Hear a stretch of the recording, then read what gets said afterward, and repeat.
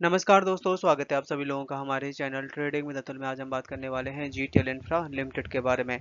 आपने देखा होगा कि ये स्टॉक इस समय बहुत ज़्यादा सुर्खियों में बना हुआ है। रिसेंटली स्टॉक जो कि 4.4 तक का भी हाई बनाया था, 0.6 से चल के स्टॉक बहुत अच्छे रिटर्न दिए और बहुत सारे लोगों ने काफ़ी अच्छे लेवल पे बेच भी दिए जहाँ पे हमने रिकमेंड किया था, और उसके बाद से स्टॉक में तगड़ी पिटाई देखने को मिल रही है। इस कंपनी का मेनली कारोबार जितने भी टेलीकॉम कंपनी हैं उनको सर्विस प्रोवाइड करना है, इंफ्रा तैयार करना है। तो यहाँ पे गवर्नमेंट ऑफ इंडिया की तरफ से खासकर इंफ्रा, खासकर टेलीकॉम सेक्टर, इन पे बहुत ज़्यादा बूस्ट लाने के लिए प्लानिंग कर रही है और बहुत जल्दी यहाँ पे निर्मला सीतारमण जी की तरफ से फाइनल बजट अनाउंस किया जाएगा। तो चलिए गाइस, शुरू करते हैं हम अपना वीडियो। साथ ही अगर आप लोगों को हमारे वीडियो के माध्यम से थोड़ी सी भी हेल्प हो रही हो तो प्लीज़ आप हमारे चैनल सब्सक्राइब जरूर करें। साथ ही गाइस, हम अपने चैनल पे गिव अवे का प्रोग्राम चला रहे हैं जिसमें गाइस हमने 3 प्राइज सिलेक्ट कर रखे हैं जो कि आपके हेल्थ को देखते हुए, और जिसमें गाइस हमने अपना फर्स्ट प्राइज रखा हुआ है साइकिल, सेकंड प्राइज रखा हुआ है smart watch and third prize रखा हुआ है स्पोर्ट शूज। ये तीनों तीनों गाइस आपके हेल्थ के लिए बहुत अच्छे हैं। और बस आपको यहाँ पे करना क्या होगा कि गाइस आप हमारे चैनल को सब्सक्राइब करना है। और हमने अपने जो चैनल का टारगेट रखा है, 1 लाख सब्सक्राइबर का टारगेट रखा हुआ है। जैसे ही गाइस वो पूरा होगा, हम आपको ये तीनों प्राइज हमारे जो लकी सब्सक्राइबर होंगे उनको देने वाले हैं। और ये गाइस आपके लिए बहुत बड़ा काम नहीं है, आप चाहें तो इसको 6 महीने में, साल भर में, जब भी आप करवाना चाहें तो करवा सकते हैं। सो गाइस प्लीज आप हमारे चैनल को सपोर्ट करिए। और इसमें पार्टिसिपेट करिएगा। आज का मार्केट बहुत बढ़िया था। और बढ़िया क्यों हुआ? क्योंकि निफ्टी आईटी में बहुत अच्छी तेजी बनती हुई देखी गई। आप देख सकते हैं कि 4% तक की तेजी थी, 4 से 5% तक की, और 1700 पॉइंट्स की तेजी बनती हुई देखी गई है। निफ्टी 50 में 190 पॉइंट्स की, बैंक निफ्टी में 8 पॉइंट्स की, और स्मॉल कैप के इंडेक्स में 72 पॉइंट्स की डाउन साइड। और आईटी के बारे में हमने आपको बहुत बार बोला है कि अब ये एक ऐसा सेक्टर है जो ज़्यादा चला नहीं है, आने वाले टाइम में ये अच्छी परफॉर्मेंस दिखा सकता है। बात करें यहाँ पे अगर हम वॉल्यूम एनालिसिस के बारे में, तो आज आप देख सकते हैं कि 33 करोड़ का वॉल्यूम बना हुआ है और लगातार ये वॉल्यूम कम होता हुआ दिखाई दे रहा है। स्टॉक है जो कि 400% तक के रिटर्न दिखाया 1 ईयर में। पिछले साल यही स्टॉक 0.65 के आसपास बहुत ज़्यादा टाइम बिताया और बहुत अच्छे रिटर्न भी दिए, और इस समय अब गिरावट आ रही है, जबरदस्त प्रॉफिट बुकिंग है। एक हफ्ते के अंदर 23% तक की डाउन साइड दिखाई दी है। बहुत सारे लोगों के कमेंट्स आ रहे थे कि ऐसा क्या कारण है कि जो इतनी अच्छी तेजी बनी और अब क्यों गिरावट देखने को मिल रही है। तो जीटीएल इंफ्रा ने फाइल किया था, एनसीएलटी को नोटिस जारी किया था कि करीबन 12,500 करोड़ है जो कि ड्यू है फ्रॉम एयरसेल की तरफ से। तो ये एक ऐसी न्यूज़ थी जिसकी वजह से बहुत अच्छी तेजी बनी थी।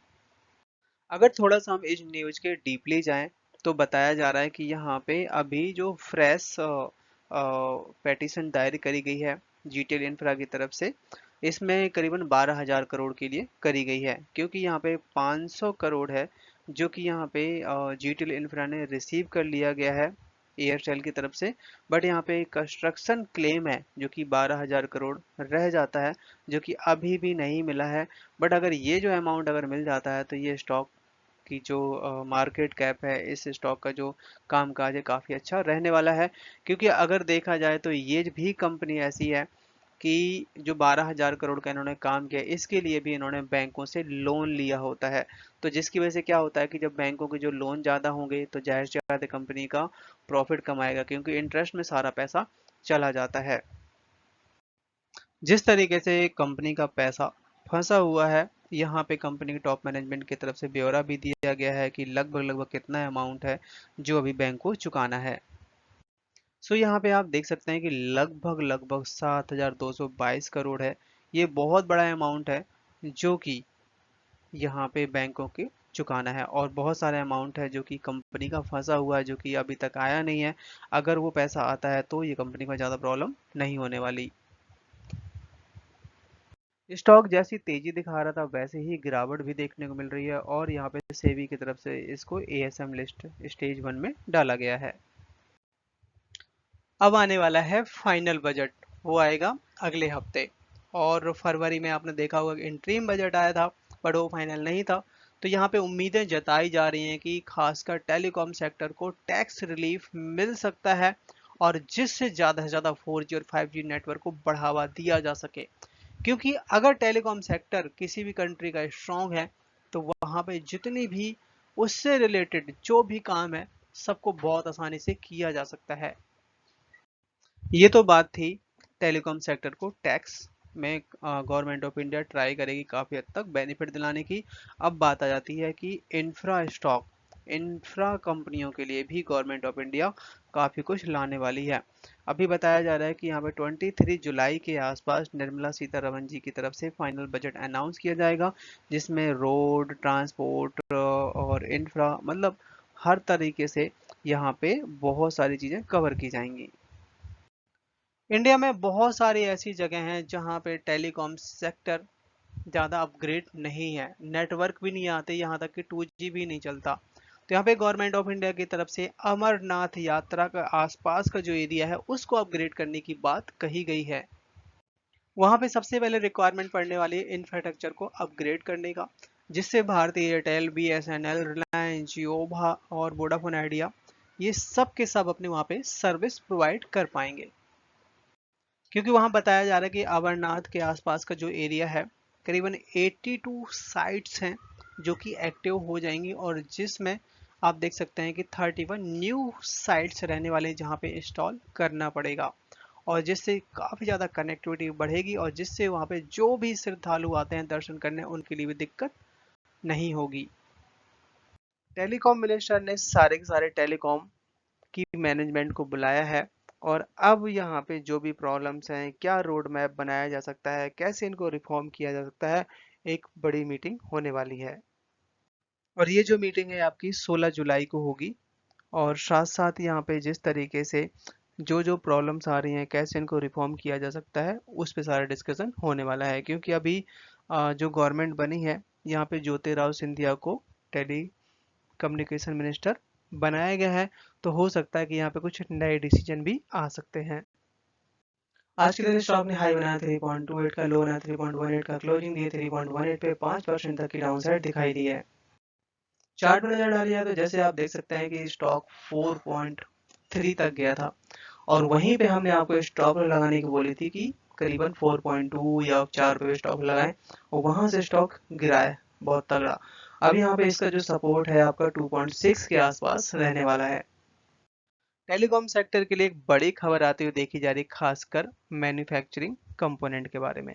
क्योंकि आप जो भी कंपोनेंट यूज करते हैं ज़्यादातर हम बाहर से इंपोर्ट करते थे। आप देख सकते हैं कि 50,000 करोड़ अंडर PLI स्कीम के तहत ये सेल पार हुई है। गवर्नमेंट ऑफ इंडिया है जो कि यहाँ पे ट्राई कर रही थी कि अपने इंडिया में ज़्यादातर कंपोनेंट की प्रोडक्शन की जाए, उसके तहत काफ़ी हद तक सक्सेस भी मिला है। और आप देखिए कितना बड़ा नंबर निकल के आया है कि 50,000 करोड़ का यहाँ पे माइलस्टोन है जो कि अचीव किया गया है, वो भी PLI स्कीम के तहत। गवर्नमेंट ऑफ इंडिया की तरफ से जो आत्मनिर्भर भारत के तहत एक अभियान चलाया गया था, उसके तहत आप देख सकते हैं कि यहाँ पे जो बाहर से जो इन्वेस्टमेंट आई है करीबन 3400 करोड़, और यहाँ पे जो एक्सपोर्ट है वो करीबन 10,500 करोड़ पहुंच चुका है। तो ये बहुत अच्छा नंबर है, और आने वाले टाइम में और भी अच्छी ग्रोथ आ सकती है। पर यहाँ पे DIs के, FIs के और पब्लिक इन्वेस्टर मतलब रिटेल इन्वेस्टर के आंकड़े निकल के आए हैं कि किसने कितनी खरीदारी करी और किसने कितनी बिकवाली करी। तो अगर हम बात करें यहाँ पे DIs की तरफ से, तो DIs की तरफ से लगातार यहाँ पे धीरे धीरे करके स्टेक कम किया जा रहा है। आप देख सकते हैं 46% तक का स्टेक था एक साल पहले, जो कि इस समय 43% स्टेक रह गया है, और अगर हम कंपेयर करें दिसंबर के महीने से तो 1% तक कमी हुई है।